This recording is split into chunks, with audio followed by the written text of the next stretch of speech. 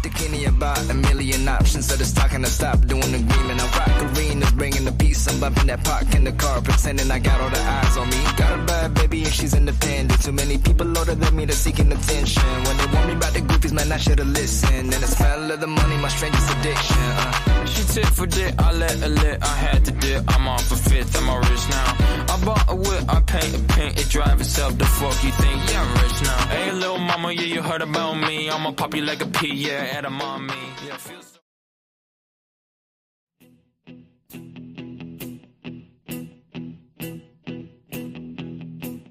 When I wake up, well, I know I'm gonna be the man who wakes up next to you. When I go out, yeah, I know I'm gonna be the man who goes along with you.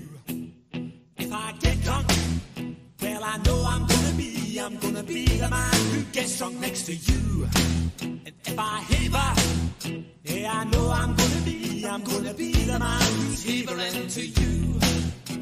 But I would walk 500 miles and I would walk 500 more to be the man who walked 1,000 miles then fall down at your door. When I'm walking, yes, I know I'm gonna be the man who's working hard for you. And when the money comes in for the work I do, I'll pass almost every penny on to you. When I come home, oh, I know I'm gonna be the man who comes back home to you. And if I drove, well, I know I'm gonna be the man who's going over you. But I would walk 500 miles. Welcome to Service Six Sigma, and you are here early. So what we're doing, we just go live around 10 minutes before the hour, and that gives the algorithms a chance for YouTube, Facebook, and Instagram to let people know that we are live with service6sigma.com. And we will have a different guest every day, and we have a lot of fun, and we've got a whole lot of history of all the live streams in the service6sigma.com page. So hang around. We try and make this 10 minutes interesting. Hang around till the hour. If you are in replay, fast forward until you see that the scenery has changed, and that will be us starting with the guest. Okay, see you then.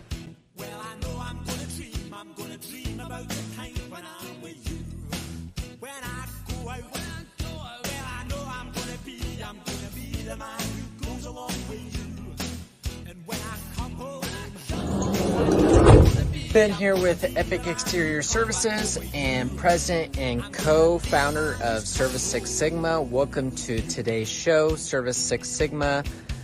Today is going to be a great show, and we want to thank you for hopping on early at 7 o'clock p.m. Mountain Standard Time is when we go live every day.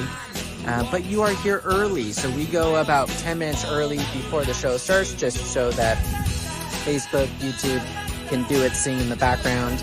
But comment down below where you're at, where you're watching from, if you're in the United States or whatever, what state you're from.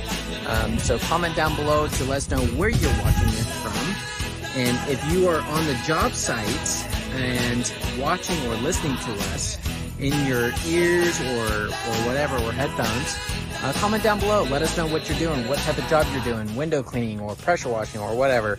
Let us know how the job is going. We always want to hear how our viewers are doing. We also want you to upload your TikToks or Instagram Reels or any videos you produce. We would love to play them during this 10 minutes to show people what you're doing out on the job site. So we always want to share what our viewers are doing out in the field. Anyways, stay tuned in and stand by till our show starts. Have an epic day.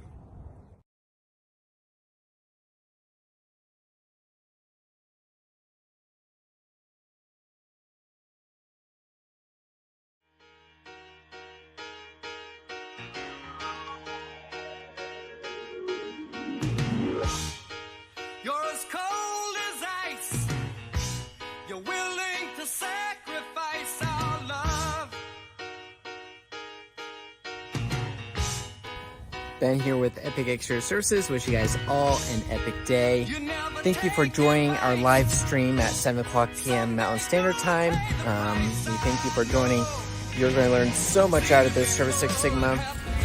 We'll be going over lots of topics. If you want to see past topics, visit www.service6sigma.com. You can see past streams, the event calendar, and what is all about Service Six Sigma. We are currently looking for more influencers as well.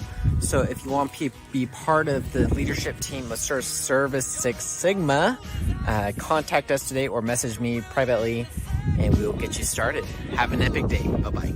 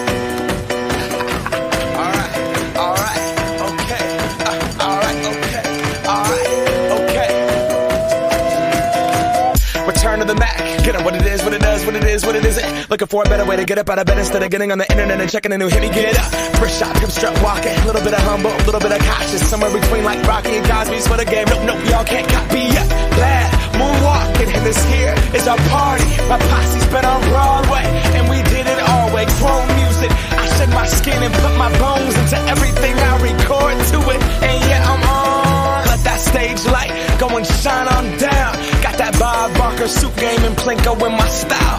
Money, stay on my craft and stick around for those pounds. But I do that to pass the torch and put on for my town. Trust me, on my INDEPENDENT shit hustling. Chasing dreams since I was 14 with the 4-track bustin'. Halfway across that city with the back crush shit. Labels out here, now they can't tell me nothing. We give that to the people, spread it across the country. Labels out here, now they can't tell me nothing. We give it to the people, spread it across the country. Here we go back, this is the moment, tonight is the night. We'll fight till it's over, so we put our hands up like the ceiling can't hold us. Like the ceiling can't hold us. Here we go back, this is the moment, tonight is the night. We'll fight till it's over, so we put our hands up like the ceiling can't hold us. Like the ceiling can't hold us. Nah, can I kick it? Thank you, yeah, I'm so damn grateful. I grew up really wanna go fronts, but that's what you get when Wu-Tang raised you. Y'all can't stop me, go hard like I got an 808 in my heartbeat. And I'm eating at the beat like it gave a little speed to a great white shark on shark week. Raw, time to go off, gone, deuces goodbye. I got a world to see, and my girl, she wanna see Rome. Caesar make you a believer, nah, I never ever did it for a throne. That validation comes from giving it back to the people. Now, sing this song and it goes like...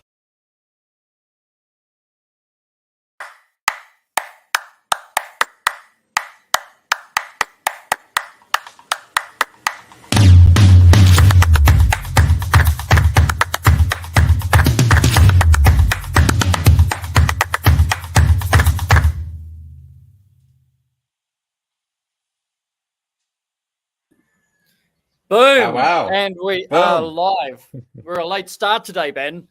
Here we go. I'm so sorry, everyone, but it was so epic. Come on, tell me. We're looking at how we're gonna fill that 10 minutes, but we kind of Ben was just listening to the music that he put on, and he just Yeah, forgot the time. I know. couldn't turn it down. There we go. Hey, so That's my today we DJ got- internal, you know? Yeah, that's what it is. Hey, bring Byron on screen Anyways. so we can say today we are going to have Byron guest the MODMAN. He's got a business down in Perth, Australia called Renew the View.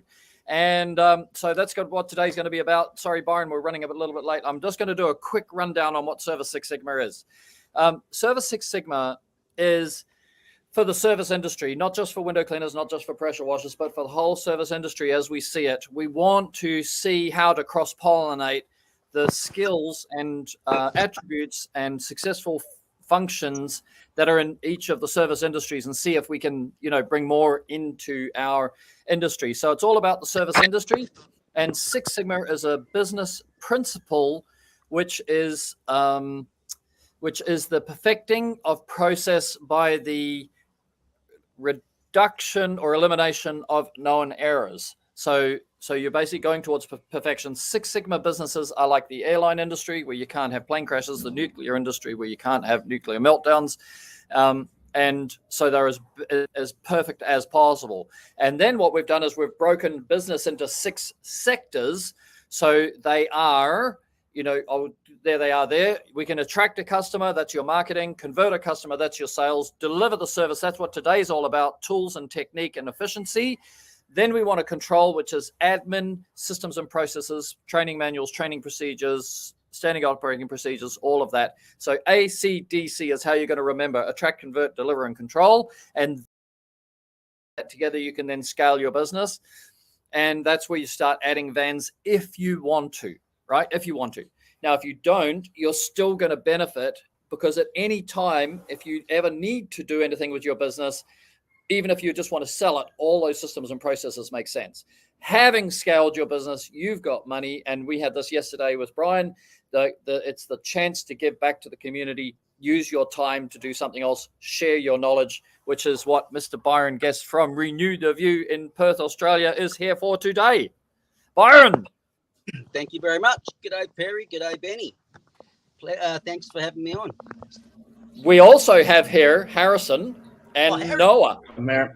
And Noah. I'm here as well. Yep. It's a full crew. Look at this. I'll jump in and out. There's a lot of people. We've got ourselves a basketball team, gentlemen. There you go. You'll be the center, of course. Yes, I am the center. Yeah, let's move him There to Center of the attention. center. I am. There you go. I'll be Ben, you look like a point guard to me. Yeah, he's one of those little guys that bounces the ball around you. Who is? You. You are. Oh, no. Great. Perfect. Okay, and Noah is. I'll just give you a rundown, Byron. Ben has got his own business. He started from 15. He's now 24. Next birthday, and he's got snow removal and pressure washing and window cleaning and all that. Noah, on the other side, is grown up in and joined his dad's business. So they're 32 years window cleaning. Wow. Ben is he's an Eagle, but around Boise, Idaho. Noah is in KCMO, Kansas City, Missouri, the home of the Chiefs. So they're going to be, also going to be asking questions from their side, because what we do is we talk old man talk, and I tell the whole world that you're the most efficient guy I know, and it's in your DNA to teach it and share it. You're always looking to see how you can help other people, and that's how you got called. Well, tell us the story. How did you end up with the tag MODMAN? The tag And MODMAN. you can mention any brand. There's no censorship here, okay? Okay. Well, saying that then, I from very early in my window cleaning career, I started with a swivel tool. I went from fixed tool to a swivel tool. That company was called Wagtail.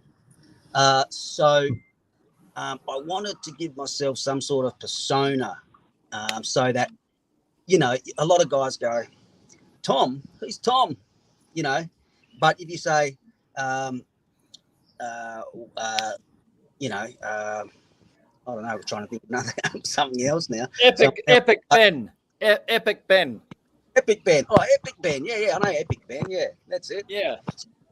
So I decided to call myself Wagman. And that was a combination of Wagtail, and the man came from Trad Man, from you guys. Would know, yeah, back in the old days, yeah. Very big in the window cleaning teaching industry as well. So I became WAG man. The WAG part also came from another fella. One of my early heroes was a chap called Wagger. You guys heard of Wagger? Yeah, Chris. I know Chris in the UK, right? Yeah. Wagger. Wag. What was his tagline at the end? Something like, that's where I came out with my one too, with give that a go. Yeah, his was job done. Job done. Yeah. So he finished every video with job done. Yep. Done. That was it. That as well from his yeah. And you've got Oorroo. Yeah, mine is give that a go, Oorroo, because give that a go. Right. Trying to teach and show you guys how to modify your tools. Yep. To efficient. So that's where MODMAN came from. So I had a fallout with Wagtail, and I wanted to move into other tools. So I wanted to be more generalized in my name. So that's where MODMAN came into it. So mod is for modify, modification. I stuck with the man, just nice and short. Yep. And that's where my tagline came from, was give that a go. Was try it. Here's an option. Here's a suggestion. Here's a way of modifying your tools to make them more efficient. So I'd do a video, show how it's done, and then I'd say, there you go. Well, give that a go. So that's where MODMAN originated from. And you're still, you've got a truck full of MODMAN and Wagtail and Reach It, and it's not like you work very closely with us for modifying our tools and giving us advice on the development. Like the G-Force came from you, and the E-Force came from you. You're part of the prototype testing for Z-Force. So there's a lot of interaction between us and you. But actually, if you look at your van, it's full of stuff that works. It's not about being I always say, I'm wearing Abercrombie and Fitch, but when you see a guy wearing an Abercrombie and Fitch hat, Abercrombie and Fitch shirt, Abercrombie and Fitch shorts, socks, shoes, and underpants, you go, oh, a bit much, bro. Yeah, that's kind of like me with Lululemon.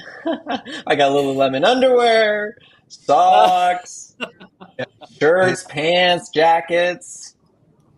Yep, bit much, right. bro. So what do you call me then? What is that called? Epic Ben. Something that's too Epic Ben. That's what good.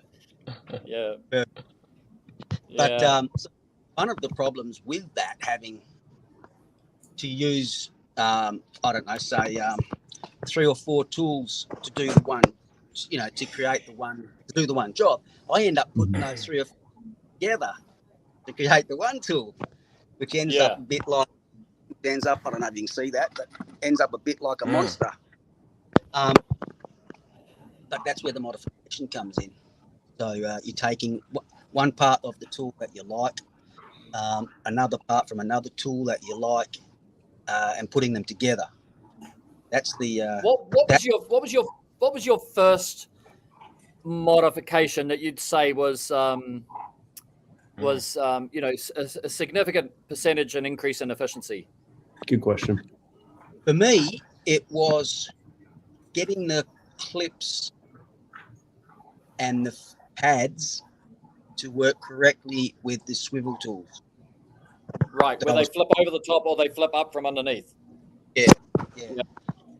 So for the guys that don't know what that is, well, probably you could explain it better than me, Byron. How those single piece tools are. I mean, MODMAN makes one now, but Wagtail was the originator. He's the original thinker for it. That's right. Wagtail was the original thinker, and he's still innovating very well at the moment. However, he gets to a point, but and then he doesn't go any further with it, and it's really frustrating end user. And he hates feedback. Funny guy. But my feedback is constructive criticism. It's personal. Yeah. However, It's always uncomfortable. It's always uncomfortable, Byron, but it's necessary to improve. Yeah, Some of the videos you've sent me, you go, dude, this is a waste of time. I would take it off the market immediately. yeah. And to your credit, you have done that. Yeah. And put it in a back to try and find a better way. Yeah. So the swivel tool is a swivel tool, like the MODMAN, like the wagtail. That tool wants to do a minimum of two things. It wants to flip over the top. The pad wants to flip over the top or high straight down, but it also wants to flip underneath for ground level work. So if those clips don't work properly,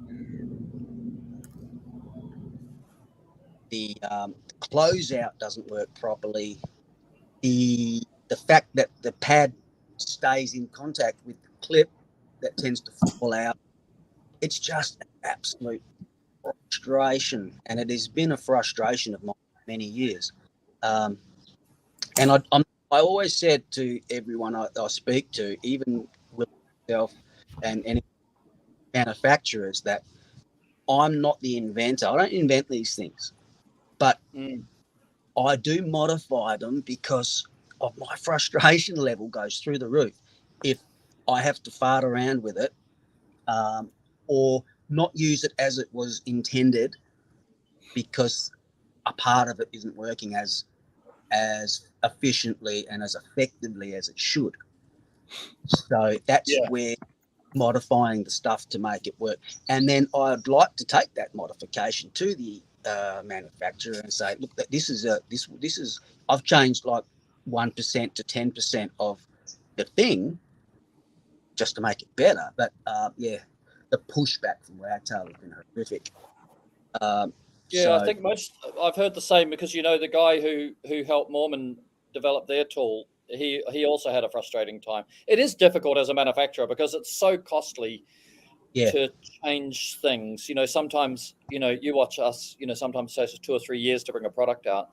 But that's the development of and the investment of all the money. You don't make any money from that process. You're spending money, and then you get to the other side, and then maybe you've got to throw away a whole mold to do that, or you got to but you might have 10,000 pieces that you want to work through and say, well, that'll be the in the next iPhone we'll do that. Because the thing with tools, there are some changes which me and Pete do. There are some changes that we put into our products that we never say to anybody. They're just like a software upgrade, but nobody actually knows that the tool has changed. But there are other ones that are increment, like constructor brush. I noticed on your wall there you've got some constructor brushes. Constructor brush to radial was a big change. That was a lot of money. Yeah, right? Absolutely. Did I see a constructor on a brush, or only on your photo? No, it'll only be on the photo. I don't use constructor brushes. My nephew, who is just starting. Yeah. That's when we were still using constructor brushes. That was me using the those holders, which were great. How did you make those holders? Perry made those. They came as they were ours. Were they 3D printed? No, they were out of mold. But we just those are cool. Like it. I've still got the mold. I could run them again, but the problem with those ones, you've got to run like 3,000 to 5,000 at a time, and then we sell one at a time, and you just go, it's all that money out, and then you just got to slowly, and it takes. And the other thing for us, because we've now got 170 products, or parts, component, like saleable products or parts, and then you got to warehouse all that. So you got to think about how much warehouse space you got, and then you got to have cardboard box for everything. So then you got to warehouse the cardboard. That's what Harrison has to do. That's Harrison's job, right? Is running all that stuff and keeping that tight. And those holders, they're a little bit impractical. They're not quite right. Yeah, they sort of rattle loose, and they pop out. They take up more space than it looks like they do. It hangs out quite a long way into your van. Yeah. You can't hang them vertical, although I know Craig Hardy does hang his vertical, but he's a very himself, so he would have figured out a way of doing it. So I like to hang my brushes on clips like that. Oh yeah. Yeah, those hooks are great. When you just got those Yeah. at Bunnings, like the equivalent of the American Home Depot Lowe's, right? Exactly. Yeah. Oh. They're based.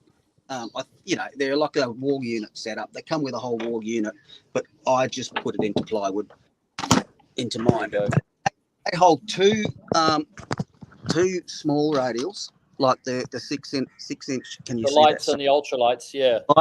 Like they hold two of those in, but only one rocker, which is fine. But then you're not too far out. You're not a mile away into your van. You're not knocking stuff, and you can also obviously that on your pole as well. You know, the odd one. I like what you did with your PVC pipe, your 4-inch PVC pipe. That's what we did in our van, where we could put our poles in. That's right. Yeah, that's got 3 poles in at the moment, and I've got one pole down here on the ground till I set some stuff up. But that's where my spare squidgies hanging on there as well. Could somebody translate that text, Harrison? That's probably hello. That's from Paul Kabong in South Korea. Yeah, he started following me on. Yeah, he distributes wagtail in South Korea. He's a very big wagtail guy, and he distributes. Okay. He distributes Richard. I've been. I met him in Shanghai, and then I went to the opening of his. I went to a trade show, in South Korea with him. Yeah, nice, super nice guy. To tell you the truth. Yeah. It could be a holiday for you, Harrison. Next time you go to Korea, we should be able to send you to see Paul. Oh, next time. First time I go to Korea. Yeah. Oh, you haven't been to Korea? I won't get up to anything bad. No, I'll be good. So let me ask Ben and Noah a quick question. Talking about swivel tools, do you guys use any swivel tool at the moment? Ben, you go ahead. Yeah, I use the MODMAN handle. Yep. The one that you have right there in the middle of your PVC pipe. Right there. Yep. That's handle only. Yep, that's the hand. Yep. Well, yeah, that's the handle that I use, and then I use an Oorroo brass channel with a Unger green rubber. Classic. That green rubber's classic. God awful expensive. Do you use a swivel, Noah? Yeah, we use wagtails. We modify a lot of them too, but we've been using those for a long time, and we have not. I don't remember the last time I've used a mop to wet a window. That was a big window, and then switched to a squeegee. It's been years. It's been years, so it's a huge time saver in my opinion. But we're always kind of doing the same thing, trying to figure out how to make it better, and whether it's shaving off a little bit of aluminum off the bottom of it, or switching out brackets or something like that. So, is there one modification to that squidgy that you prefer the most, or that you found the most when you say you modify your wagtails generally? Is there one modification you prefer the most to do? Off the newest one that just came out, we shaved off that bottom lip. I should go get it out of my van, honestly. But a yellow disc, high flyer. Yes, with the yellow disc. Yes. Yeah. Okay. Yeah, I can understand why you shaved that off. Yeah. I personally, because it does get on a lot of seals and stuff when you try and close out. Yeah. That one is perfect made up as a one pass. However, like I said before, wagtail set them up as a one pass. That didn't work. I've obviously modified it to work. So yeah, I was just curious to hear what your modifications were. Yeah. Yes, we have that, and then oh man, it's how the original one had the blue little mop on the top, and instead of it flipping up, the whole mechanism would shift. Yeah, exactly. We have little. Yes. So we have little. It's just honestly little drill bits and lug nuts and some washers right there. Not drill bits, but like bolts. And then we had the Fugu sleeve from MODMAN on there to flip it up completely. And so it's similar to MODMAN's build, but it's still a wagtail. I tried the MODMAN. I don't remember what it's called, their version of the wagtail, but I'm not not as big of a fan as that one as I am as the wagtail. So Yeah. Oh, good. See, the problems that you're Hey, talking now, even a fella that's in a is in a business that's been around for 30 odd years, you're still having to modify a tool to make it work. A tool that has been in business, a company that has been in business, I think, 5 years, and off the, you still have to modify them, and that part of it, bananas. Whereas we're trying to develop tools that, off the shelf, they do what they're supposed to do. sure. I don't think I've heard of anyone having to modify the rocker, for example, apart from possibly re-gluing down the Velcro or something like that, which is more a repair than a modification, right? Sorry? Yes, absolutely. It's more a repair. It's got the risk of coming adrift. The maintenance. It's very hard to find a glue that holds up to being wet a lot and that constant being pull. hot. Yeah. In different climates, because we use a great Velcro. So we really have a very strong contact with the scrub, right? With the between the two, and the Velcro we use is the double hook Velcro, right? On the rocker, and so you get a double hook. Every single hook is a double hook, so it grabs it, which gives you that. You're damned. You're taking a risk by making sure that because there's nothing worse. Like in the old days, we used the when we made the bronze brush. What do we call it? Bronze something. Anyway, Pete and I developed that together, and then we had the bronze wool, but it didn't have very good Velcro grip. And then it's always flipping off. After a bit of time, it starts flopping around. That's like worse. So step by step. Yeah, absolutely. Yeah. And that's interesting too with what Ben said about the MODMAN channel. The MODMAN squidgy, he doesn't use the channel. He chops that out, puts another channel. Liquidator, yeah. Mm-hmm. So you're having to change the tool because it doesn't. And look, one tool's not going to work for everyone. Because worldwide industry got different locations. Like you say, heat, snow. It doesn't snow here. We're in Perth, obviously. It does snow in some parts of Australia, but so we don't have to deal with snow, but we do have to deal with. I got a question for you, Byron. Yeah. Do you want to show us your van on how you have your purification set up? Your purifier, your filter. Your filter. What a fit. Yeah. Look, mine is a very simple system. I've still got one of the original flow reds. I don't have it plumbed up. I basically just slide it forward, hook up. I don't. So do you have it plumbed to a tank at all? I don't at the moment. When or if I change van, I will get it plumbed up properly. I've had this van 5 years now, so I'm at that cusp. You have a 5-year turnaround with vehicles sometimes. So if you put too much into the vehicle, it basically, you can't really turn them over every 5 years because you've then got to go out and rebuild it. So this one, I haven't gone to that sort of part of it yet, because I don't know if I'm going to change this one out. If I do change it out, I will then look at keeping that van for longer and plumb it up properly, set it all up properly. But I'll do So in your opinion, do you think tanks are efficient? Absolutely, yeah. We call them buffer tanks. Yeah, well, mine at the moment, my buffer tank at the moment is this fella here. You guys, what the hell? But yeah, I've seen some of those before.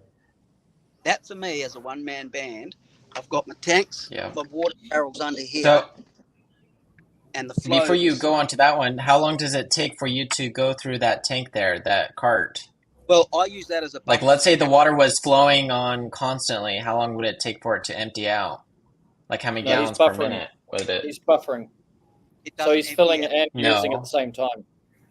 using it at Oh, the he same time. is? Yeah. Oh, Yeah. okay. And I can do. The only thing that gives way is the battery.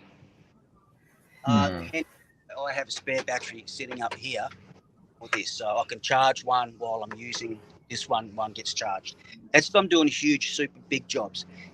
Standard houses, 4x2s, 3x2s. This will last. That battery will last all day. Because I'm a one-man band. Not Yes. every house with water fed on the outside. To be honest, I'm probably 25% pure water fed on my jobs to 75% trad. Wow. Outside, I'm talking Wow. about. Outside, obviously, is trad, but outside, Interesting. house water fed. A lot of guys do. And there's reasons for that, which we don't need to go into. But you guys do know that I work out in the bush, and a lot of guys here on tank water. So their water is super precious. For them to see me just running it out onto the grass doesn't go down too well sometimes. So a lot of stuff for me is trad. So what I will do with my system is, that's the flow red there, if you can see it. I've got 2 canisters on my flow red. I always run with a double DI. And I've also got a third DI sitting spare, always filled up to with new resin.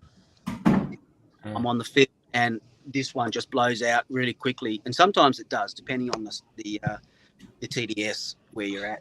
So what's your TDS right out of the tap out in Australia? Our TDS in my area always runs between 350 and 450 coming out of the tap. It's pretty much around that TDS, I think, Perth-wise. I think the more you go down south, the better it gets. Yeah, they've got a different water supply down south. South Perth uses a lake water, not aquifer water. Hey, what about when you're out in the bush, Byron, like where you are now, where they're not on town supply? What are they using, rainwater, or they've got well water? There's a variety. If it's well water, I won't use it at all, right? Because it just fills up your RO. What is it, like 900 or what? Like that? Wow. I've had Oh 100 my gosh. come up on my TDS reader. How much? Sorry, you dropped out when you said it. 100 times 10. 1,000. You know, it's got a little times. Yeah. It'll give you a number. Okay. Right. It can be really bad.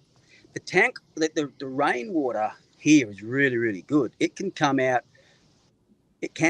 as low as 10. The average is probably 620 coming out of rainwater tanks. And I have got some big customers. They've got their big studs, adjustments, things like that. And they've got thousands and thousands of litres of water, rainwater. So I can use that year round. And that's when I flush my membranes, when I've got tons and tons of rain. Because I'm flushing the membranes out with already clean water. Yeah. So you're equal. So the people who know, like you don't back flush a reverse osmosis membrane, you flush it, which is all water to waste. And your target is, and you don't need a high flow rate, it's just a slow flow rate. And your target is that the TDS out of your waste is the same as the TDS in. So the lower your TDS in, the more minerals you're going to pull off the compressed side of the membrane. Yeah, that's the logic behind that. The cleaner the water, if you could put DI water through to flush your membranes, it would flush the membranes better, but it's not commercially viable to use any time whatsoever to do that if you have to set it up. Yeah, no, exactly. Yeah. So that is why, in the places that I have to use water, that's why I carry these. I've got about 100 litres of barrels under here. I'm not sure if you can see that. Under that section. Yeah. So I'm trying to do the best I can with my phone. You're doing good, Bo. That's the reel. There's about 3 lengths of 75 foot on that. And this little pump, believe it or not, runs through that very efficiently. Wow. Yeah, great. little pump here. So what I do is I pull this down, I put it on the ground, I roll the flow forward, plug it up, pump into this little fella here, switch it on. It's got a pressure switch, so the minute I crimp my hose, that turns off. So I can have on the places where, because we've got high TDS, I can have the waste valve open quite a lot. I can run it around about 25 psi to 50 psi, filling up this little barrel here, and being efficient with your water, turning it on and off all the time, having that pressure switch, you can save a lot of water. You're not going to run through. If I have to have the water flowing consistently on a job for some reason, I'll run straight through the flow and just pump the pressure up to your sort of about 80, and then I've got a good consistent flow that I'm not going to shut off. But I find great. Byron, let's jump into your favorite, unless the clips are your favorite mod. What's your favorite mod? Because you're a mod man, so we should talk about your mods. Yeah. You know what? My favorite mod is the bent screwdriver. It's the simplest. That is that I use the most. And when I don't have it, it drives me nuts. Screens. Show us your kit that you walk around with for internal work. You've got the one that you've got my favorite at the moment. Right. That's we're gonna make the MODMAN indoor system, because he's got it completely down pat with screen removal and everything like that. Have you got a bent screwdriver with you then, Byron? Oh yeah, the bent screwdriver lives right there. If you've got it on screen, that's my bolt. And the bent screwdriver lives here. It lives in two places. It lives here, and it also lives in the pouch as well. Right. So sometimes I'll have two. I'll have one in the pouch, and I'll have one on my BOAB. Now, the reason I keep it on BOAB for most of the time is because this is the tool I use with my right hand more than I do with my left. So it's got to be on the right side of your body, otherwise you're swapping and changing. Actually, thinking about that, I saw one of your pictures, Benny, and are you right-handed or left-handed? I'm right-handed. Right-handed. I'm pretty sure I saw a scraper blade hanging off your pouch on your left-hand side. You did. Yeah. You did. Yeah. I'm not having to go or anything, but I'm just sort of pointing out. No, I'm glad you mentioned that, because I was thinking about that while you were talking about the screwdriver on your right-hand side. Yeah. Scraper has to be on your dominant hand. So I use a Screen King. I like the Screen King because it has the bent lip at the end. Can you do that with the screwdriver possibly, like where you bend it up a little bit so it hooks the screen? Yes, you're better off. That's like our paint can opener. I'm pretty sure what you're talking about. Okay, yeah. Like our paint. It's quite thick. It's about as a screwdriver, and the end. You don't need that on this tool. The tool you want to use that on, has made a second one. But the tool you want to use to do that on is this tool, which Perry's also. Oh, putty knife. So Byron bent a putty knife with that end. We've got a straight one and a bent one. Yeah, because what you've got is this tool here. Everyone's seen one of these, right? Yeah. Yep. Now, this is a great tool. Two things are wrong with it, though. It's plastic, so it breaks here, weak point. It does sort of bend up. The worst thing about it is the handle is useless. It's only a one-ended tool. So I've taken that shape there, but I've put a putty knife on the other end of it. So now you've got a two-ended tool, which you can use. And with this, in conjunction with this scraper tool, with the bent hook on it, which I haven't got one at the moment. Perry's got it in the pouch. I just haven't got around to making another one. With that, in combination with this tool, you can get 99% of screens out. We've also incorporated in that pouch screen in tool, which I think it was I don't know if it was Noah or one of the other mates was on a couple of weeks ago having trouble getting fly screens back in from upstairs. Oh yeah, that was Noah. Probably me, for sure. We've got the tool to fix that.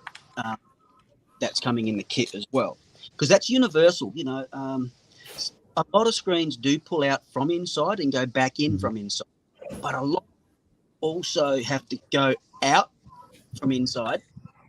We're talking about upper floor, and if you're using water fed, you've not got ladders, so you're not climbing up the ladder to take the screen out, climbing back down, water fed it, climbing back up the ladder to put the screen back in. That screen removal has to be done from inside, but screen has to be still taken outside with your arms and try to pull back in. Those little plastic tabs are useless. Right off. So we've got a little tool to get. You can get 3 corners in, no problem, but it's always that 4th corner you can't get in. Almost even using one of these or a curled one of those screen out tools, you can get it in, but then you can't get your tool back out. So we've got that inside the kit. So those what I'm using it. So that's one of the old ones. This one, but it's too big and it's too bulky. But this is one of the prototypes, which has got compartments all the way through. I've made it. This is a little bit bulky, so I've made it shorter, smaller, more thingamajig. This one I'm using at the moment a lot inside. This is a really condensed down version. Basically 2 pouches. You can have your solution in one side. You can have the ISO solution in the other side for e-glass work. You can still have your concentrate bottle that in there as well. You can still carry things in there, not a problem. But what it doesn't have is the magic eraser. There we go. Sorry about that. Magic eraser. This is a trad pad. A lot of guys haven't seen that, but that's one of our products actually. You know, we made the pouch that Byron's got there, and then the trad pad is there to be able to get a scrub out of basically similar to a scrub in a rocker, but you get a scrub where you're doing trad work. This is one of your original products. Yeah.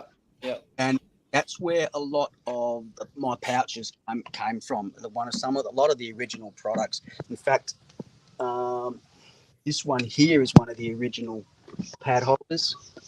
Oh yeah. I keep my scrubs in on my door. This is one of the other cut slots in for wag. I used to hold wagtails in there for the wagtail disc. Now it just holds my bits and pieces. They're the rocker scrubs, and they're the ultralights and the G4 scrub. That's all the tips, the reach it, tips for wagtail, bits and pieces, TDS reader, stuff that's I just want to take off, and because I work out of the back of my van a lot. In winter time, I put a little cover over the top, so I keep dry. In summer, when it's really really hot, over 36, I'll put a cover on it as well, just to keep some shade. This side here is another one of Reach It's original products. That's another pad holder, but this holds all my slim stuff. This holds the E-Force and the 1-passers on that side. And again, it's straight off the belt, put away. I've got show that Byron. Show how that goes on your belt now. You can take it off the wall. So all of Reach It pouches and Boabs come with the mega clip. I've put mega clips on all sorts of things. I've even put mega clips on the front of my Boabs. This one doesn't, but on other versions in my shed, I've got a mega clip on Why is that the front. one plastic? Sorry? Why is the Boab? boab plastic? Because Yeah. I've got the one that he normally uses. Oh no, he left. Did he drop out? That was I've close got up. but I can answer that. Yeah, I can answer that. He probably hit the red button. I've got what he's done is he sent the kit that because he spent the last 3 years refining it, and I said when you get it exactly right, I'll make it for you, and then we'll go into commercial production, like a bit like Noah, you saw the 5 tool, Yes. So we've got we make all those in house in our factory. So, but we wanted Byron to get because he can modify so efficiently, but it's all time. You it's like climbing a ladder. You just can't climb from the bottom rung to the top rung in one step. You can see all the rungs, but you can't climb in one step. You have to do this and then that because everything has a ripple effect. Everything you change has another effect that for the best part you can't foresee. You have to experience, right? It's a bit like growing up, I mean, you can see what it's like to be a man and mature and wise, but step by step you've got to find your way to what man, mature and wise. You can't just be man, mature and wise, right? So product development is like that. And so Byron is always just moving. He might move something from one side to the other of the pouch, and where's the best, and when he's back on, we talk about muscle memory. Everything Byron's doing is about muscle memory, that he would never look. He's carrying whatever he's carrying. He never needs to look. His brain, his muscle memory will say, I need that tool, here it is, and I need to put it away, here it is. And it's getting those mouths for each part, so that the muscle memory can work. And that's when we release that product, we've got to release it with that training, so that, you know what I mean? Somebody just doesn't, buy one and go, well, what's this? They've got to, same as everything, reach it. There's a technique that comes with the tool in order to get the efficiency. Technique is your time, and your efficiency comes from changing your technique, not from changing your tool. Hello, mate. There he is. Sorry, believe it or not, because, I'm standing out in the sun, the phone overheated. Oh, classic. I've had that. Bloody These Australia. guys, Ben was doing snow removal yesterday. Yeah, opposite ends. So what's the temperature there right now in Fahrenheit? Look, it's not, I don't think it's hugely hot. I think it's in the low 30s, but I'm right. What is that in? Directly, about 100. And my phone was in a case. About 80. Gosh. Pardon me. 80 to 90. Yeah. Beautiful. So I whipped it out of the case, stuck it on an ice brick for a couple of minutes. Yeah, I've done that too. Hopefully that'll be all right. So the question was, why is the boab plastic? Because I've got the one that you made. Yeah, right. Exactly. Because it's still a modification. It's a prototype of my own, and it's something just a work in progress. So the thing about plastic, when you look at the plastic boabs, right, then it's the understanding of the manufacturing. So, if you imagine that you've got a fist going into a sleeve, right, and then coming out, but it didn't touch. It just had, 1/12 of an inch difference, right? So it goes in and comes out, and during that time that it's in, somebody injects plastic in there and around it, right? And as soon as that plastic is set, this comes out, and then 2 little pins come up here and poke the plastic out. It drops into a bin, and that's your plastic product. So everything, and then you can get a mold. That's a 2-part mold, right? And then you can get 4 parts where the machine will push these pieces in, those pieces in, squirt the plastic through it, right? Then this pieces come out, those pieces come out, and the pins go, and the piece drops out. And then if you wanted to put a thread in something, then you've got to have a threaded part in the mold that'll go in, make the thread, the plastic sets, then it has to come out, then you have to open, then you have to open, then you have to push, and the piece of plastic comes out. And a big machine, will make, let's say 100, 200 pieces per, or let's say 2 pieces a minute, four pieces a minute, like that. So when you look at a boab, by the limitations of a plastic boab is the limitations of what can be made with a mold that can push in and come out and open and close like that. Whereas when we go to fabric, which is what Byron and me have been working on for 4 years, you know, when we go to fabric, we can actually do whatever we want. So we can make shapes that you and when you look at the radial rinse bar, you can't make that.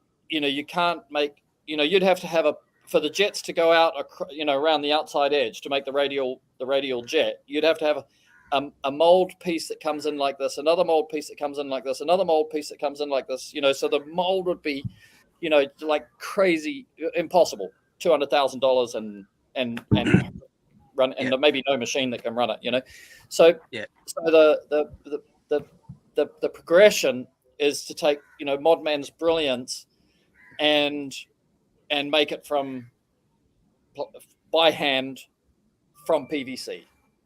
Yeah. And plastic sheet bent, folded. Like if you look at the Boabs, you know, that we make, the 5-tool and 3-tool, that's, you know, plastic and PVC and another layer. I can't remember what it is, but anyway, it's all glued together, 100% glued together, so nothing bubbles. And then you got to bend it and flex it and stitch it, and and then you know what I mean. So we've got this ability, but you can see, I mean, as a final design. If Byron gives us the final design, which is where we are now, that we can put the time into saying, because we have to cut each piece of plastic, each piece of PVC, each work out how we're going to glue, how we're going to stitch, how we get it into a sewing machine so that it stitches, you know. And you see, my frustration with a squidgy combined with a Boab, there isn't one.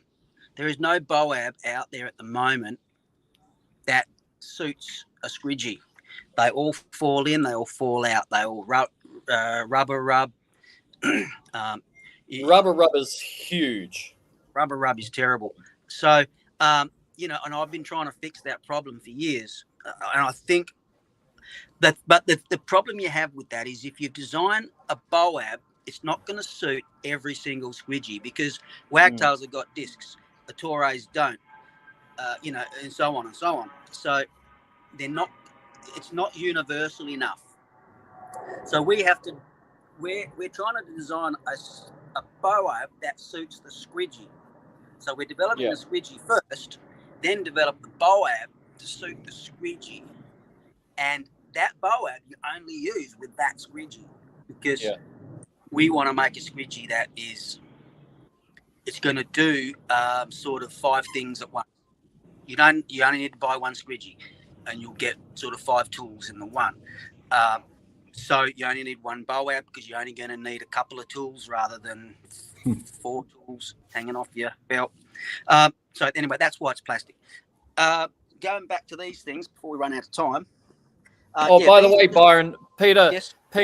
retired Peter, he wrote in, how many cardboard cutouts have we sent to each other? Oh. Yeah, we do. We send a lot of stuff to each other. There's also Eric. He in the background. He helps a lot. There's Nick. There's Mark. There's Toddy. We've got so many guys behind the scenes. Me and Perry are like the face of these things, but there's so much in the background and a lot of help. And these guys don't get recognised when as much as they should. So I always try and call out to everyone in the background. No, fair call. You are. And Hardy, of course, Craig Hardy. He's got a lot. He's rebuilding a yacht, so he's very busy at the moment. So he's sort of gone away. I noticed that. But he's always at the end of the phone if I need him. So back to these blanks, because this is very, very handy. All, like I said, all reach tools. This is a prototype, so ignore that it's plastic. It's actually 2 Torre. Yeah, I was going to say they're Eteres, 2 Eteres together and cut together. But hold on a second. I've got the female end on there, so that marries up with the male mega clip. Now I've just cut one out of timber because otherwise, if you take one from an actual mega clip, you've lost the other half of it. This is Yeah. Harrison, are you watching this? Just want a blank. Perry's going to look at maybe producing these for you. Yeah, So Harrison, I'm gonna delegate it to Harrison. Byron, he's here. Oh, good. Can we solo on Byron's screen? Give him a close up, Byron, and he'll screenshot it. Yeah, I mean these are quite old and they're tattered, but it's basically just a blank. Got it. Just so that you can easy. marry up the female side. That's all you want to do. And it doesn't click, Harry. So you don't have to unclick it to get it off. You just drop it on and pull it off. Straight off. And you can just CNC that, right? Yeah. Just CNC from plastic. It has to sit away from the back. Easy. Can you see that? It has to sit away from the back. Don't just make that. You have to block so that it's got that space. And where would you send me those screws, Byron? Can you send me the? Sorry, come again. I lost you. Where would you put the screws? Sorry, Harry. I just countersunk them at the front. I put them there, but I just countersunk them. Yeah. So countersunk the screws, Harry. You see that? So they're flush. Yep. Very simple. We'd countersink when we drill the hole. We'd also drill the countersink so that they go in. Byron, could you send me two? I just need one measurement. It's just how much distance is actually away from that board. Yep, no problem. Agreed. Yeah, that one. Yep, no worries. Right, and then we could have that ready for. It slides over the thing, Perry. The thing that it actually slides over. I know the thickness. Alex will be able to do that, so that's not a problem. Yeah. So just the thickness away from the board, and we should be good. Yep, no problem. I'll text that to you. So I've got a number set up. One there. I've even got one here in case I want to take this whole pouch system off there. Can you see that? I can take that and take it with me if I'm unsure of what I need, what pad I need, etc. I've got them set up on my board there for the reload and for the E-Force spare E-Force pouch. That's a great idea. Byron, do you use reload very often? I used to, not so much now, because it could be because we've developed the brushes better, right? Because you think reload came out in 2019. We had radial, and then we had radial 14 and radial 18, but we didn't have rocker, and we didn't have ultralight. That's right. So, and then all of a sudden, rocker does pretty much everything. So there's only the way I see reloaders now is pretty much 14-inch and 18-inch. You know, if you've got a big house where they've got all big windows, but they've used small windows for decorative. You know, so you're putting an 18-inch brush into a small window is like using an 18-inch squeegee on a small window. It's like ridiculous. So that's pretty much where I see reload now. But I also, if you have a look at it, Byron, if you think, just check the design for us for light and 18-inch light, 18-inch. Could you do that for me? Oh, yeah. You know, but maybe we can rethink that because I love it because the thing is firstly, we say we have a water-fed pole. It's got a brush on it. That's because for 50 years, you bought a pole with a brush and you only ever used that brush with that pole until that brush or that pole died. And then you got another water-fed pole with a brush on it. So nobody ever thought about interchanging brushes. And then the reality is, especially in the heat, you get brain fog and there's no way you're going to walk back. You're going to go, I could be faster if I used a smaller brush, or I could be faster if I used a bigger brush. Nobody's going to go back to their van, change the brush, come back to the job, be faster, then go back to the van, change the brush, come back to the job and be faster again. It's just not going to happen. Yeah. So if you're going to change your brush, it has to be on your hip, you know? Yeah. And I've even cut, when I used to have this one set up differently and cart it with me around the house, I used to have reload strapped to this. Right. With one of these. Yes, you did. You had your other brushes on your cart. Yeah. Yeah. Because those were the days where, like you said, we only had a radial, and that was basically it when we first started. That was pretty much it. Yeah. And I used one of the constructor brushes to clean screen. A window weapon. I think we had window weapon was a predecessor to radial rocker. Yeah. Yeah. So there was a bit of interchanging. So, but now with the scrubs, you kind of put a scrub on and leave it on. Yeah, I agree. Okay. Sweet. I've modified. If you go look at my channel, you'll see quite a few modifications. I've modified these standoff bar arms. for ladder work. Not that we try to do ladder work anymore, but sometimes you do still need to do that. For efficiency, I put handles on most of my tools. Yes. Handle on there, handle on my seal brush that I carry on my belt all the time. That one there. The reason I do that is because they can just sit straight onto. If you've got and Perry provides these as well. Richard provides these as well. The Unger tip slotted in. Not only does that make a great handle to be handheld, you can slap it straight onto your pole instantly when you're doing trad work. Well, this is the ergonomics which I got from Eric. You know, but we have a video in YouTube which we can watch together. Ben is a Tai Chi of window cleaning with Eric Gilliland, and that's what inspired me to go to make hand tools into pole tools, because the ergonomics of a pole is so much more beneficial for the longevity. Like Eric's got to be 65, 66, 67, I don't know, somewhere up there, but he's still cleaning windows. You know, but he does his Tai Chi every morning, and you can see that, you know, there's many things as you can convert to a pole tool from a hand tool. You know, and David Baker's another guy came over to Perth the other day. Like he basically was ready to retire and resign, and then he got his Reach It stuff. He spent, I don't know, $6,000. He really spent a lot of money, but that was like 5 years ago. And he said that I just started window cleaning again because the load on my body was so much less. And he was 65 at the time, I think. I don't know how old he is now, but yeah. So, but you young guys don't see that, but there's you now and you later, right? Oh, mate, that's why we're trying to develop pole tools for trad. At the moment, I see 99% of guys using their arms and hands for trad. And we know, as guys that have been doing it for some time, elbows right in here, this shoulder right here, rotator cuff, wrists. I've got carpal tunnel. I've got finger stuff here from detailing in the early days. I don't detail anymore now because of frog earring. But you know, you got that big lump on your knuckle, arthritis or whatever it is, for that constant push with your scrim towel. Yeah. So we want to eliminate that. There is still going to be a little bit of detailing. There always is at some point, somewhere. Yeah. But it only wants to be like 5% of the job, not 95% of the job. So that's where the developing of the squidgy channel, how the rubber's held in, all that sort of stuff needs a rethink. And Richard are good for that rethink. You guys are good at doing that. So, well, I've got to say, Byron, I mean, you've actually, I feel like a new man. You know, like I'm all excited. I'm watching all this stuff and I'm going, hey, to get you excited, then you do something.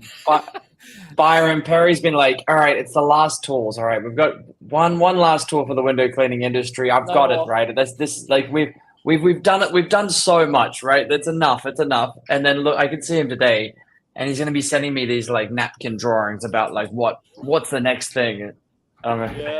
Yeah. Crazy. No, I want to get that sewing machine. I'm looking at all those Boabs, and I think, you know, at one point we went to set up the perfect belt with all these different things, and we got some politics which kind of really undid me a lot, and that was sad, but that's life, you know. So now I'm looking at it again and looking at all those, you know, things that you've got hanging on mega clips, and I go, no, we can do that because we're a specialty brand. Anyway, we're not trying to look for the universal guy. We're not trying to look for the guy who buys cheap. We're not trying to look for the guy who's got brand loyalty over his efficiency. You know, we attract a particular genre of professional, business-minded technician. You know, efficiency is everything. Technique is trainable. Like we're not into the dumbed down industry market. You know, we're the educate up industry market, and our customers make multiples more per hour as they learn the change in technique and the change in tools. You know, I mean, just with this simple idea here, because I know I personally use a scraper. I know a lot of guys don't like scrapers. They don't even want to say the word scraper. They might want to use bronze wool or quad steel wool. Well, if this is set up with a mega clip, you literally take the scraper off, and you put a tread pad on, a pouch on that holds, so you can hold steel wool. And that can be a number of things. You could have a half a dozen little attachments that you want on. You could have a loop. If you like, you're the guy that likes the loop. Yep, we just clip on a loop. Yeah, the loop. You've got a lot of loop boabs now. They sort of hang off for that extra tool. If that's a mega clip, you can take it on and off. You don't have to have it on all the time, because I'm a big fan of it being as narrow as possible. Yes. Close to the body narrow. That's what you're meaning, right? As close to the body narrow. Close to the body narrow, as much as you possibly. The wider you go, the more stuff you're going to knock over. And Byron, when you were overheating, I talked about how you're very congruent with muscle memory. Do you want to do a little bit of a pitch on how muscle memory works? Yeah, exactly. Yeah, absolutely. First thing, it has to be on the right side of your body. If you're going to have a tool that you're using with your right hand, you really want it to be there as much as possible. Same with the left. So if you're coming up with internals, I'm talking about mostly here, because let's face it, most people are using water fed on the outside. So we're talking internal, and we're talking a pouch sitting on your hip and a boab. Pouch, boab, couple of rags. So you're getting to the sliding door with your washer. You've got fingerprints. You want to grab your magic eraser, which is that. I've shown you that before on this one here. You want to grab that, a really quick rub down with the magic. Do you guys use magic erasers? Ben and Noah? Oh yeah. Do you use them on a handle? I don't. I use a little Home Depot ones. I need a handle for it, but I don't have a handle for it. Your hands get wet. They break very easily. Yes. So when they're on a scrubber like that, you can literally if you go have a look at my YouTube channel, you'll see a couple of videos in there where I use it like this. It can, if you're going to use it a lot, it can just sit right there, and then when you need it, you flip it over. You got it. You flick it back onto your knuckle again. You can still play with your rags. You can still do stuff. You can still move curtains away. But anyway, that's getting away from muscle memory. So I like the texture of it just goes straight there. Comes out. Magic erasers. Oh, it's amazing, man. Yeah, magic erasers are great. Even the sound on glass sounds like you're taking your fingernails and scratching on the chalkboard. Oh, I hate it. We have like 25 McDonald's that we service in our area bi-weekly, and they have saved my butt. Like, there's not much. If I show up to the job and I'm missing something, I'll figure it out. If I don't have magic erasers, I'll go to Home Depot and grab some. They have saved me so many times. Look, I tell you what, restaurants and things like that, if you put the magic eraser on the squidgy, you don't need to bring this out. That will be, hopefully Perry will have one of those as one of the pads for the squidgy. Beside the point, let's go. So that comes out and it goes straight back in without you looking, because on your left hand side, because you're going to use this with your left hand because you're wetting with your right. Okay, your squidgy doesn't have to come off, or your washer doesn't have to come off your right hand side, so that goes that. Now if you're want to scrape some paint off, you are going to use your right hand with that. So your washer goes to your left hand, and then your right hand straight to where you know that scraper is, and it's right there. You're not scrapers. You shouldn't be searching for. They shouldn't be strapped on the back of your belt somewhere, on a clip that could move around. I don't like having scrapers with lids. You've got to take the lid off, in your teeth, scrape, put it back on again. You have to live in a housing ready to go, because you just need to be able to grab that, scrape really quickly, and just put it straight back in really quickly. And that needs to be, sorry, this phone is not showing right. It has to be right there on your right hand. You don't want it back here. You don't want it in a pouch where you've got to stretch across. Same with the. Can you give us? Sorry, Byron. Just really quickly. Can you give us some advice? Just have a look at Z-Force. when you're using it? Because I know it's a water-fed blade, but just have a chat with Pete and just see if there's anything, because we haven't thought about pouching it, have we, or mega clipping it? No, well, I don't know. I'll have to have a think about that. Just to think, because it's got a constant water flow. Unless you're using it specifically at ground level, on big jobs, construction jobs, for example, on ground level, well, then you may want to house it. If you've got it on a pole, you don't really need to house it. Dedicated pole, right? Just leave it dedicated. Yeah. But if you are doing a lot of groundwork with it, then because you might come off the pole and use it as a hand tool, put it back on the pole, or put it on your hip. Because you don't need to use the razor all the time. Yeah, you don't need the water. Yeah, you don't need to use the water part of it all the time. No. Either. Yeah. It's also true. Yeah, it could become your universal blade. It could become the universal one. So having two tools in one that's ideal. Two or more tools in one tool. That Z-Force is exactly that. It's not a dry. When I say dry, I don't mean dry, but it's not water fed. Tool, and it is a water fed tool. What were you saying? Who was going on that? Noah. Did you say? I was trying to find it on my phone. I don't know who makes it. It's got metallic on the inside, a little like sheet of metal, and it's plastic, and it clips on your belt instead of actually clipping. It's a little Unger. Yes. And so that's the Unger. That's the Unger. The Unger. That's what Byron's using there. I keep my Z-Force in there. I use it universally. Oh, do you? It fits. Yeah, I always have it with me. Yeah. Oh, great. Okay, good. Mine's a homemade one, but it's based. Oh, that's the holster. Yes, the holster. So that Z-Force will fit in the same holster. At least in my experience, that's how I keep it with me. Oh, does it? Nice. Oh, yeah. It should do. I'll grab mine out of the shed over the next couple of days. Yeah, it uses the same size blade. If you're using the 4-inch blades, then it's same blade. Yeah, exactly. Yeah.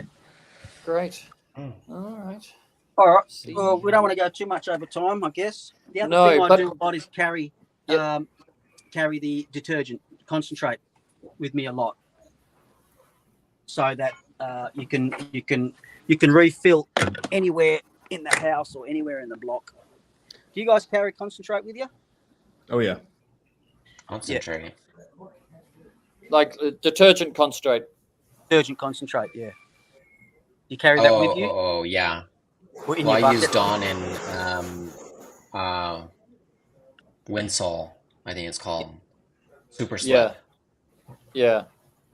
So Byron always carries a little one, so that if his squirt bottle runs out, you can just refill in the house. Hey Byron, we also. Oh, go. No, go ahead. We also wanted to let people know that in your spare time, you are also an author. Really? Yes. Wow. Yeah. Children's book author. Byron. This is Byron with at a Meet the Author. He has several children's books. I bought them for my, what are they, grandchildren? Yeah, grandchildren. And what are they're they? really, really amazing. I can't remember. I'm that old. I think they're my nieces or nephews, or wow, goodness me, they're my grandchildren. Oh dear. Anyway, for the people in the US, do you have them on Amazon? They are on Amazon, yes. Okay. So how do we find how do we find your YouTube channel for the MODMAN, and then how do we find your kids' books, and then what's the target age that you're looking at for the books, so people know if they're in the market? Yep. Okay. My window cleaning one is MODMAN Window Cleaning Workshop. You'll find quite a few videos on there. Some really old stuff, and then obviously some newer stuff. There's a lot of modification stuff there, how to dog ear your channels, and lots of other stuff. The books is my hand name for my books is Bobo Books. That's my website, bobobooks.com.au, or Amazon. If you type my name, Byron Guest, it's easier with if you write children's books. 1,000 million books come up because that children's book is a keyword. for everyone else. So There's not many it's a hard Byron one. guests in the world. No, true. That's true. Yeah, Byron guest author. Picture book. Yeah, something like that. It's easier to know the book you want, and then you can go Byron guest Hugo, and the actual book will come up straight away because you've cut all the other. We'll post your link. Out. Yeah, go straight to the Amazon link. Yeah. Otherwise, you can go Linktree, Byron guest author Linktree. I'm on there. But yeah, you guys would be better off on Amazon. Byron, I got a question for you really quick. Yep, sure. So besides the screwdriver, what's one tool or what's one modification you did that has made all the difference? Your favorite. Let's say your favorite. Favorite's probably, I think, getting the pouch right. I think getting the pouch right, because everything is at hand. Another great little trick was, I've seen Ben and my son uses the same one. The hammer holds for your rags. Yes. I find them bulky, and it's a little bit of fiddling around with your hand. You got to get your hand exactly right to pull it out. Sometimes two hands is even better. Yeah. I found what's called a Viper towel holder. However, the way it is doesn't work effectively and efficiently. You have to turn it upside down. You turn it upside down, and it's a millisecond towel in, towel out. That is another big tip. I think you can get those at Racenstein's. The Viper, VIPER. It's a little rectangle, and then it's got a V in it, and it's got a cavity behind the V. So when you, here you are. That fella there. Yeah. Right there. Sorry, they're right there. Can you see that? I'll take it off. There he is. But that one. For you guys that haven't seen it. Here we go. This is a great product. Yeah. Now they come out this way. So you have to literally twist your wrist to put it in, and then pull it out down the bottom. But getting it in is horrible. You really got to do that twist. So what I've done. That was the part that I was struggling with. Yeah. So, turn it upside down. Break the thing off. Break it off from this side. Turn it upside down. Glue it back on upside down, and then. It's really quick. I mean, you can do it in seconds. You go on my YouTube channel and have a look at. It's one of those. I was during COVID-19. I was going to do a 19 tips of the day. Awesome. Tip number 1. I think I got to about 6 or 7, and I stopped doing it.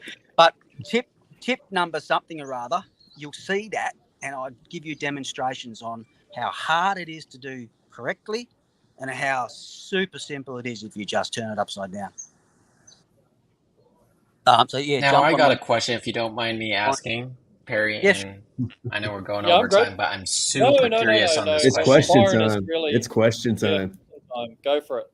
How many towels do you carry on you when you're doing traditional work? Is that directed for me or detailing towels? Yes, directed for you.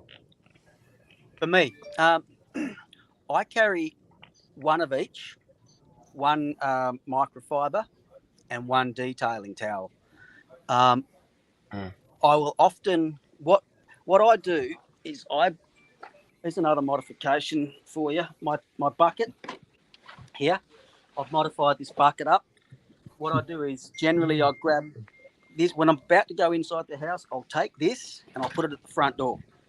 This has everything I need for internal stuff. It's got the isopropanol here for e-glass. It's got the Screen Magic here for screen work. I will have extra dry towels in here, and that, when I'm ready to go inside and do some stuff, that will sit right inside the front door. 2 reasons for that. Number 1, I can grab stuff easily from it. I don't have to keep coming out to the van. Number 2, all my stuff in that basket has got a spot. So if that spot's empty when I'm about to leave, I know I've left the bloody isopropanol on the kitchen table, and I can shoot back and get it. It's also got a spot for for a pole, little pole. If I need a little pole in there for certain things, if the pole's not back on the bracket, I know it's there. So now, what size towels do you guys use? Do you use the 40 by 40? What's 40 millimeters in inches, Perry? 14-inch. 14. Do you guys use 14-inch by 14-inch microfiber towels? Ben? Noah? I use the What's that? Squeegee Life towels, and I'm trying to see what. Oh, they're 22 by 16. Oh, huge. 22 by Yeah. 16. 22 Is that a scrim? is about That's a 4. scrim. Inch. Huh? That's your scrim towel or your microfiber towel? Well, I use it for both. Use a scrim for both. That's about 60 centimeters by 25 centimeters. Oh, yeah. Okay. I typically carry about 3 towels on me. Yep. Gotcha. Well, The same towel. What we have here a lot is, like you say, the 60 by 25. We have the 40s by the 14-inch by 14-inch, but they're too small, and they end up falling off your shoulder. They get wet really quick. I glued 2 together, so I end up with what would it be then? 14-inch, 28-inch by the same. You glue both of them together? I just sew them together, yeah. So they're a little bit longer. So you're basically, in essence, you're carrying 2 towels when you're carrying 1. And those scrim towels, when they come out, they're actually big. They're actually too big to scrim towels. I tear those in half because I don't do a lot of scrimming anymore. See, that's the thing with dog earring. The scrim towel very rarely gets too wet, and I use the Reach It ones now. I don't use those linen ones anymore. Have you guys tried? Reach It has towels? Yeah. Yeah, we've got loads of stuff you don't know about. Yeah, go and. Yeah, what is this? Oh my gosh, It's crazy. So blue ones, the light blue ones are my favourite. Oh, you like the blue ones? Yeah, the light blue. They're just for scrimming only. There's also the grey ones. I'll make them again. I dropped the blue ones because I couldn't work out whether people liked them or not. Yeah, you got to educate people that this is a scrim only. Right. You've got the grey ones that have got a microfiber on one side and a scrim on the other. Can you define scrim? Super Can you absorbent. define scrim? Your detailing Detail. gel. Not your. Okay, Not your. I figured. Not your Okay, I mopping just up. want to make sure. It's Ben, if it makes you towel feel that gets better, wet. Ben, if it makes you feel better, I didn't know what that means either. What do you guys call them? Just detail blocks. Just detailing towels. Just You guys got all detail this towels, fancy yeah. lingo. The scrim comes from. Did you hear Byron call it a rag? Yeah, You I guys just got don't call it rags. rags. Yeah. I get home. No. No. Towels. They are towels. So basically one of each with a spare one sitting. They probably get the dirtiest most when I'm cleaning the tracks out probably.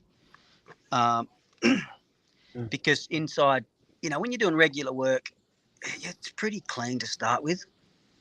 When you're doing regular stuff, obviously the dirty stuff when you first get to first jobs, you're going to use more.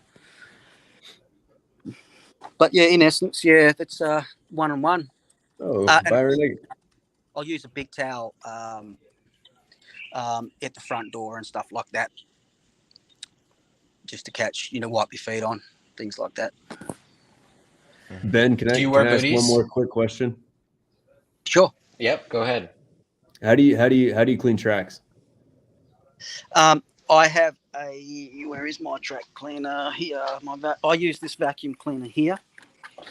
Okay. This is where it lives. The bucket lives up here. The screen cleaner, the track cleaner lives here. I have I have a track brush here. So I've got a video on my YouTube channel. If you go and have a look, how to clean window tracks. It will show you how to use it, how I do it. But basically, I squirt the tracks, fill the tracks up with water, give them a really good scrub with this. This lives. Another thing of being efficient, you don't want to leave tools behind. So this lives. There's a little knob there. This lives right there all the time. So if I see it's missing, I've left it in the laundry or somewhere. And this is a wet and dry. So this gets a good suck out with the wet and dry. It's getting hot again. And and then I'll use the bent screwdriver. You see, the bent screwdriver, I haven't even talked about that, but if you're trying to clean the tracks out with a straight screwdriver, your hand is very close to the glass because it's straight. So you've got chance of your elbow hitting the glass and getting oil back on the glass. The bent screwdriver, you can sit straight on with it, and you're miles away from the glass. If the glass is here, you're right back here with that. So you've got tons of room away from the glass. No chance of hitting it with your arm, your knuckles. It's also nice and thin because sometimes you can't get inside the tracks. So you can turn the bent screwdriver, instead of coming, where am I? This bloody thing can't see. Instead of coming in with the bent screwdriver this way, you turn it that way, and all of a sudden you can get up the back end of the track as well. And it's also great for getting screens out. It's a leverage tool. If you need to get a grill door out, they're quite heavy. Because it's bent like that, it's a leverage tool. You try and do that with a straight screwdriver, you're going to have to put a brick or something under it to get that leverage. With a bent screwdriver, you're lifting up the track and you can pull the grill door out. There's other things.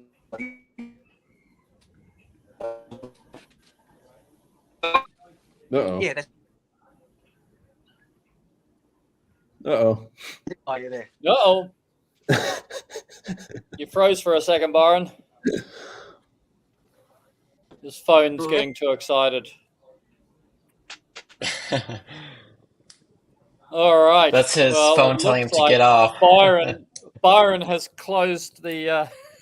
That was the best outro he could have done. Right. He went out strong. Look at him. He's a machine. There he is. Oh, there you are. Sorry. You disappeared, bro. Did your phone blow up? Oh, I said something about a router. Because I'm in the hills, I might have lost connection. Hooked up to somebody's whatever, yeah. Oh. So, yeah, it's a quick rundown on that. Did you see that? Did you miss it? What? Yeah. Missed that. There's my... Oh, look at that. My drawer there that's got the little ladder sits underneath. That's where the extra DI canister sits. That's always got fresh stuff in it and for emergency. So this pulls out. Do you see this 2 is 1, 1 is none, guys? Oh yeah, you got to have your spares. And my spares, yeah, a little caddy. So caddies are pushed for room. So on this side, I've got another sliding door, and this is my workspace. Oh wow. Yeah, fittings and connectors. Look at that. It's got a little screw, it's a little toolbox. That in there. It's got all the little bits. It's got the little thing in case my jets get blocked. It hangs there. Tape me. I don't have to go through everything, but you can see all the squidgy rubbers are set up. He's got everything in little containers. That's awesome, man. I love that. The scrubs. For everything I need. Place for everything and everything in its place. Yeah. Yeah.